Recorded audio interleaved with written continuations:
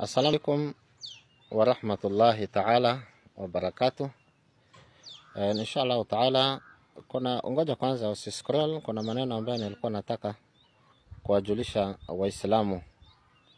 Kwanza nilikuwa naeleza kwamba wale wapenzi wa kuangalia mihadhara, zile mihadhara za Kiislamu ya kufanya debate comparative religion, kama ni Muislamu na unapenda sana kuangalia mihadhara, basi hakikisha kwamba uwe na ilmu ya kutosha. Kama hauna ilmu ya kutosha, hawa majamaa wanaweza kukufanya ukairtadi, kwa sababu wana tabia kupindua tafsiri, kutoa maana yake kuweka katika maana nyingine ili aweze kuvutia upande ya dini yao. Hiyo ni la kwanza.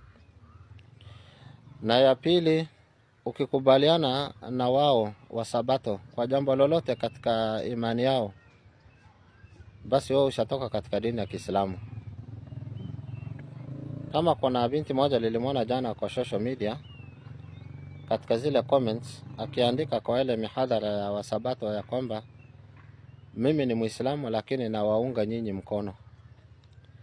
Baadaye nikamwandikia message nikamweleza kwamba kwa hiyo kauli umetamka unatakana kupiga shahada upya, kwa sababu ushatoka katika dini ya Kiislamu, na hiyo iko katika ile nawaqitul Islam al-10 wa hiya mukhrijatun min al-Islam. Sababu 10 Muislamu akiyafanya moja kwa moja anatoka katika dini ya Kiislamu.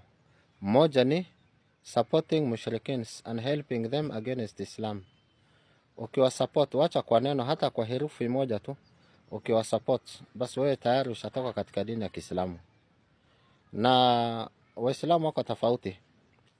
Kuna wale wenye kuwa na imani strong, Mwenyezi Mungu kawapa ilmu, na kuna wale Waislamu tu wale wa plastic, wale ambaye wakisikia tu basi wanaamini, wa moja kwa moja wanatoka katika dini ya Kiislamu. Kwa hivyo dini ya Kiislamu alhamdulillah ni dini ambayo imekamilika, na Mwenyezi Mungu anasema al-yawma akmaltu lakum dinakum wa atmamtu alaykum ni'mati wa raditu lakum islama dina.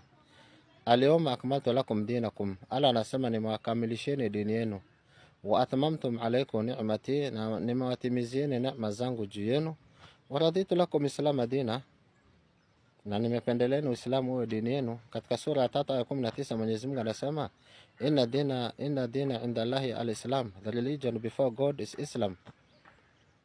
Na hiyo chapter 3 verse 85 Mwenyezi Mungu anasema waman yabtaghi ghayra al-Islam dinan falan yuqbalu minhu, if anyone desire a religion other than Islam never will it be accepted of him.